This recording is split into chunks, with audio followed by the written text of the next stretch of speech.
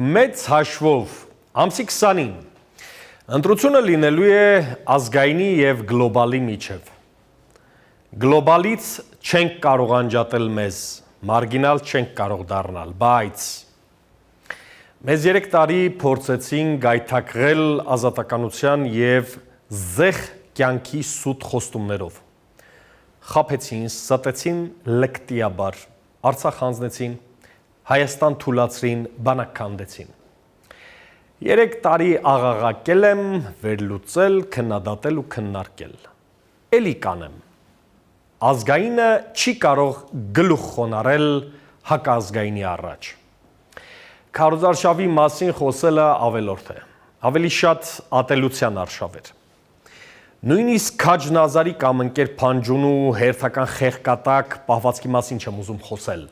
Բոլորս տեսանք, լսեցինք, խոսեցինք։ Արմյոզի իմ այս հարթակը, հատկապես վերջին 10 օրը, հատկացրի վաղվա Հայաստանին, իմ և այլ պրոֆեսիոնալների տեսլականի քննարկմանն ու առաջարկներին, իրավունքի ոլորտից մինչև տնտեսություն, էներգետիկա, կրթություն, մշակույթ ու ռազմարդյունաբերություն։ Մեկ նախադասությամբ ամփոփեմ,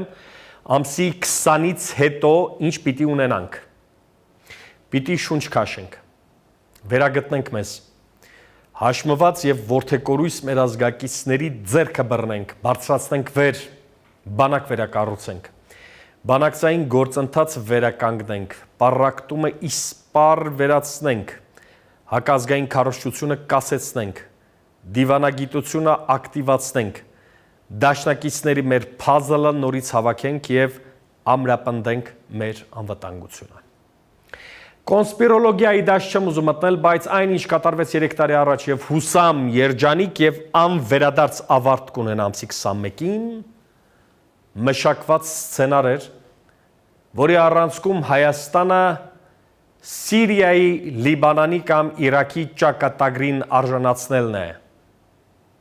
Այդ ծրագիրը պիտի իրականացվի փուլ առ փուլ, դոզայով, շատ գեղեցիկ և ունկահաճո արտահայտությունների կախարդական բառերի ներքո։ Արցախի զգալի մասը հանձնվեց, հաջորդը Հայաստանն է լինելու։ Անսխալական Մարգարեի դերին հավակնող մեկը այդ ամենի մասին ակնարկեց դեռ 2015 թվականին։ Նա միտինգի ժամանակ խոսեց կոդերով։ Միջազգային քաղաքականության մեջ կոդերով խոսում են բոլոր նրանք, ովքեր համաշխարհային ստվերային կառավարման կաբինետների ծառաներն են, իրենց տերերի հլու հնազանդ ստրուկները, որոնք հեղինակություն են, ունեն խարիզմա, գրագետ են, բայց ուղնուցուցով հակազգային։ Դեռ 6 տարի առաջ հայ ժողովուրդն ստացավ ինֆորմացիա ցախավելով մի փրկչի մասին, որը գալու է և Հայաստանում իշխանություն փոխի։ Լուրջ չընդունեցին։ 1 տարի անց եղավ ապրիլի պատերազմը, որին հաջորդեց պետական հարվածը, ՊՊՑ գնդի գրավումը, հետո էլ հեղափոխություն զրնգում բառի ներքո գլոբալիստների մեծ խաղը։ Այդ խաղը խաղացին Հայաստանի գլխին, որպեսզի գործոն չլինի տարածաշրջանում, այլ լինի հլու հնազանդ կամակատար Թուրքիայի կցորդ։ Նայեք արաբական գարունը, որ երկրներում տեղի ունեցավ։ Հիմնականում Սիրիա, Եգիպտոս, Եմեն, Թունիս, Լիբիա։ Գիտեք սրանք որ պետություններն են։ Բրիտանա-ֆրանսիական նախկին գաղութներն էին, որոնք համաարաբականության գաղափարի և ծրագրերի կրողներն էին անցած դարի 50-60-ականներին և ռեալ սպառնալիք էին Իսրայելի և Միացյալ Նահանգների գեոքաղաքական և գեոտնտեսական շահերի համար։ Մի բան էլ հիշեցնեմ, Իրաք մուտք գործելուց առաջ 2001-ի սեպտեմբերի 11-ից հետո պարզ էր ամերիկյան արտաքին քաղաքականության ուղղվածություն և խնդիրները Մերձավոր Արևելքում։ Ոչ միայն այդ հարուստ երկրների էներգակիրների վրա ևս 5 տարով ձեռքերը դնելը, այլ այդ տարածաշրջանի երկրներին զենք վաճառելը, նեղուցների նկատմամբ հսկողություն սահմանելը, Իրանի նկատմամբ օղակը սեղմելը և տարածաշրջանային մեծ խաղացողների թիվը կրճատելը, որպեսզի մեծ հաշվով Մերձավոր Արևելքում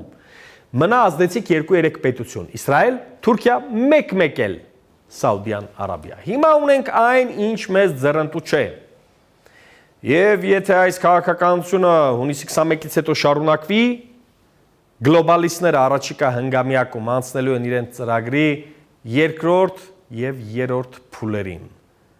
Վերջնականապես փլուզել հայկական գոյութենական ճարտարապետությունը, Սյունիքը փոխանցել կամ դարձնել տարանցիկ ջրի ճանապարհ եւ վերջակետ դնել հայկական պետությանը։ Հայաստանում այդ առաքելությունը ստանձնեցին այնպիսի մարդիկ, որոնք գառան մորթիով իրականացնում են համաշխարհային կառավարման ճարտարապետների ծրագրերը։ Ամենահիմար գաղափարները մատուցվում են ամենապարզունակ մեթոդով։ Կրթական ցածր ցենզ ունեցողներին թռիչքային եւ բարեկեցիկ կյանքի անիրատեսական խոստումներով։ Հայրենիքին նվիրումը չի չափվում կարդացած գրքերի քանակով, տպագրած գրքերով ու հոդվածներով, կենթանի կամ մեռած լեզուների իմացությամբ, անսխալականության միֆով, պատմության մեջ որպես իմաստուն, անքննելի, անվիճելի հեղինակություն մնալու մղումով,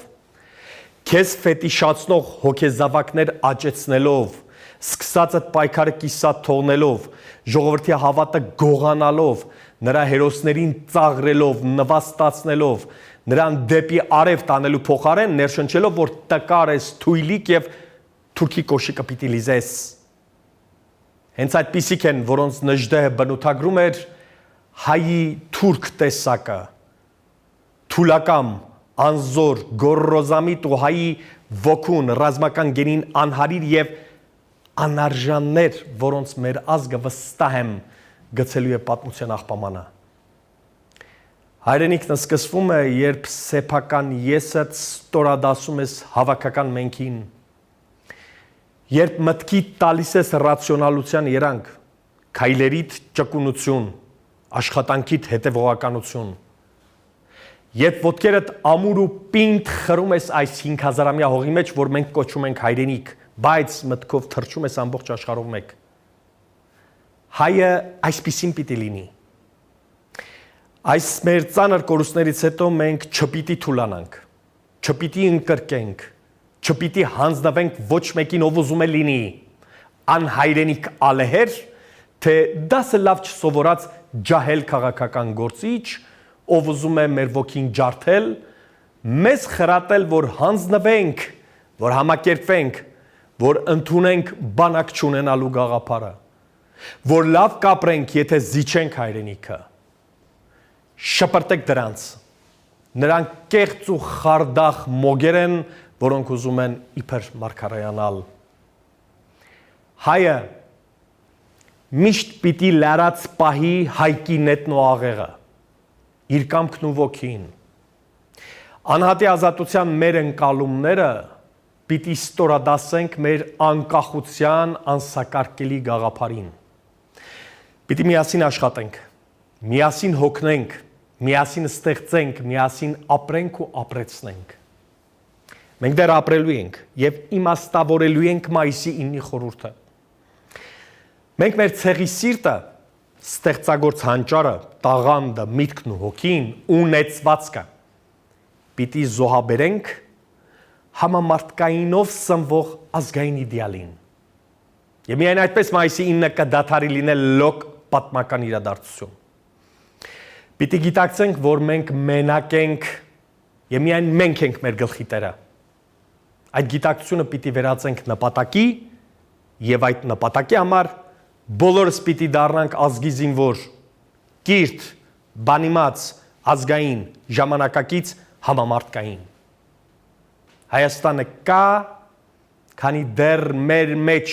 չի մարել արդարության խռովքը, քանի որոշել ենք մինչև հաղթելու կամքը մարմինը հանձնել հողին եւ պարտված չտեսնել հայրենիքը։ Հայրենիքը պիտի չպարտվի։ Մենք անհատներս կարող ենք սխալվել, կարող ենք դարձի գալ, բայց երբեք ու երբեք հայրենի հողը չենք հանելու աճուրդի։ Պիտի չվախենանք։ Մեր Դավիթ Բեկյան ուխտն ու ոգին չվաճառենք, կամքը չթուլացնենք։ Հենց թուլացանք, մեր գլխին տվեցին։ Հենց համակերպվեցինք, մեզ սպանեցին, բայց հենց մեր մեջ արտնացրինք քնած Արամազդին, մեզ հարգեցին եւ գլուխ խոնարեցին։ Քանի օրինակ բերեմ պատմությունից։ Արածանի ճակատամարտից մինչև Սարդարապատ եւ Շուշի։ Մեր պատմությունը հարուստ է այդպիսի տարեգրությամբ։ Հիշեք Եղեռնի տարիները։ Թուրքը գլխատեց մեր պայքարող մտավորականությանը, ազգը թողեց անգաղափար, անգլուխ, զուգահեռ թալանեց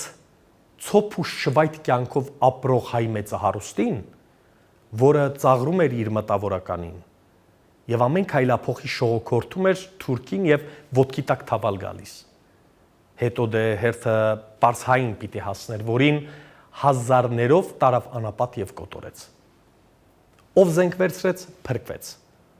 Ով գառամպես գլուխ խոնարեց, մորթվեց, պարզ բանաձև է, 5 հերոսամարտ, շապին գարայսարից մինչև Վան, Եդեսիա, Սասուն ու Մուսալեր։ Թշնամու առաջ գլուխ չխոնարողը ապրեց։ Հիշիր իմ ժողովուրդ, թե քո պապերը հոգեբանական ու բարոյական ինչ անկման մեջ են եղել այդ ժամանակ, բայց ինչպես են ուժ գտել եւ ոտքի կանգնել։ Գամ մեր օրեր 92 թվական։ Ոչ զորք կար, ոչ զենք, ոչ դաշնակից, միայն ավեր ու ձախողումներ մեկը մյուսի հետևից։ Կար Շաումյանի անկում, գաղթ, տարագրություն, բայց եւ Ասկերանում կային միայն ավտոմատներով զինված տղերք, որոնք դիմադրում էին խորհրդային զենքով, գրադով, տանկով ու ամեն ինչով զինված եւ քանակով մեծ գերազանցող ադրբեջանցու։ Մեկ դրվագ ընդամենը հիշեցնեմ։ Մեր տղաները ոչ միայն չեզոքացրին թշնամուն,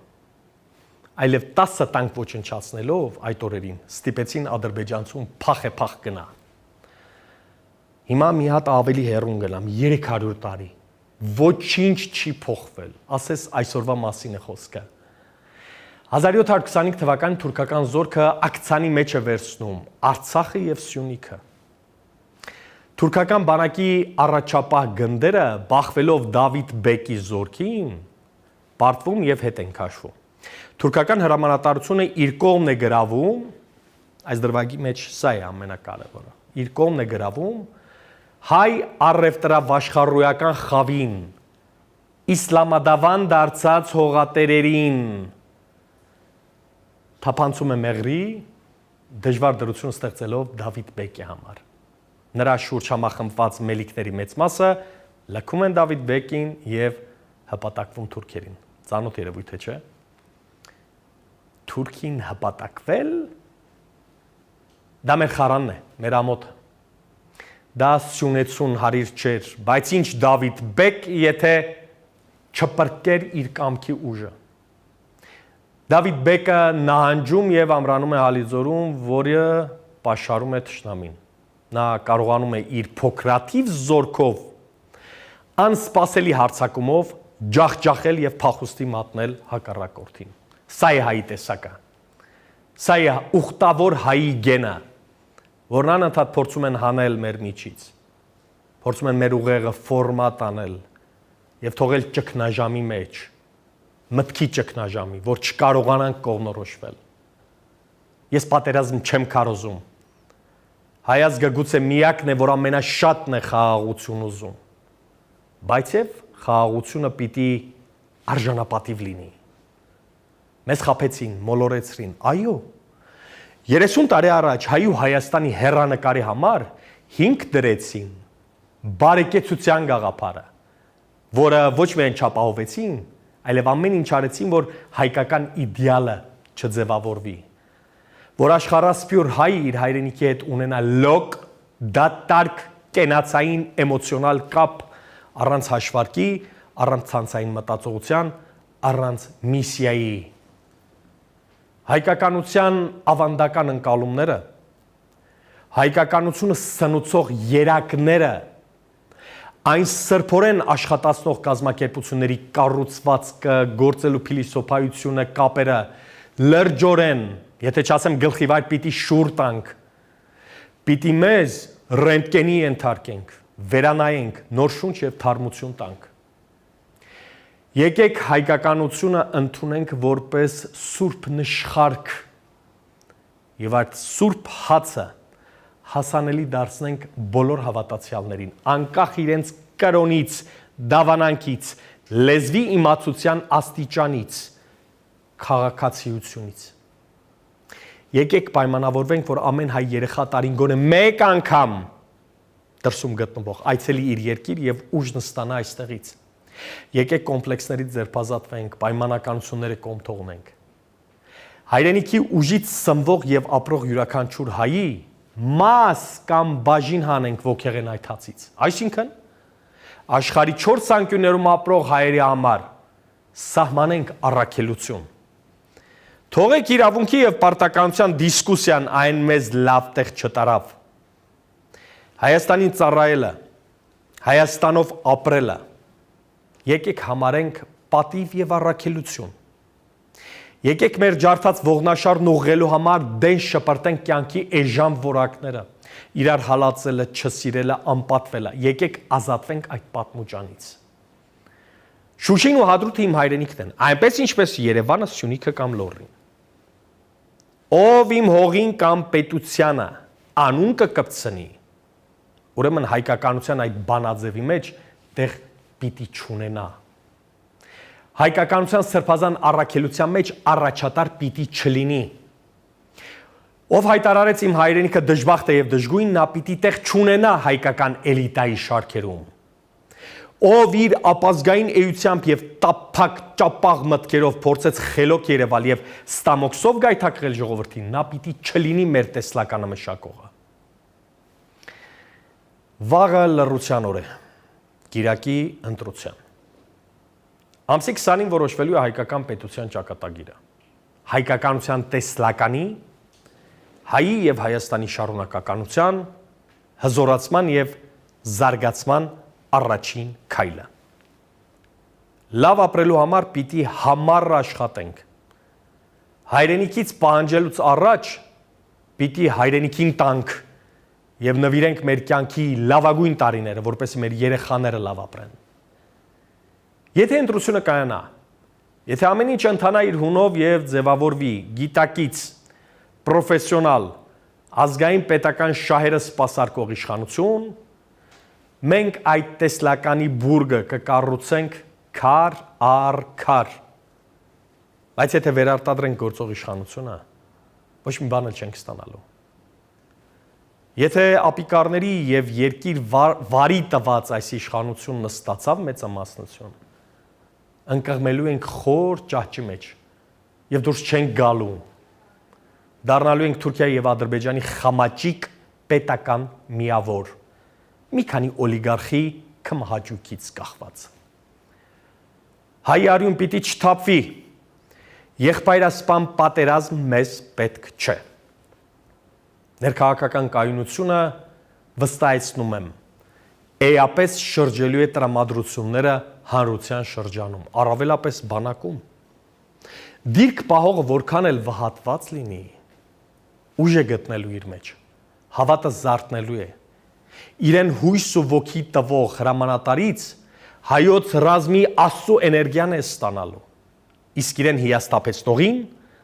թրքահապատակ մտածողությամբ եւ խելոք ձևացող ծերուկին պարզապես շպրտելու է պատմության աղբամանը։ Հայաստանն այս ընտրությունից հաղթանակած պիտի դուրս գա։ Հայաստանը գլուխ ծռող չէ։ Հայաստանի ապագան մենք ենք կերտելու։ Արժանապատվորեն, խելքով, անտրտունջ աշխատանքով եւ Արամ Մանուկյանի նման խենթի անսակարկելի նվիրումով։ Պինդեղեք։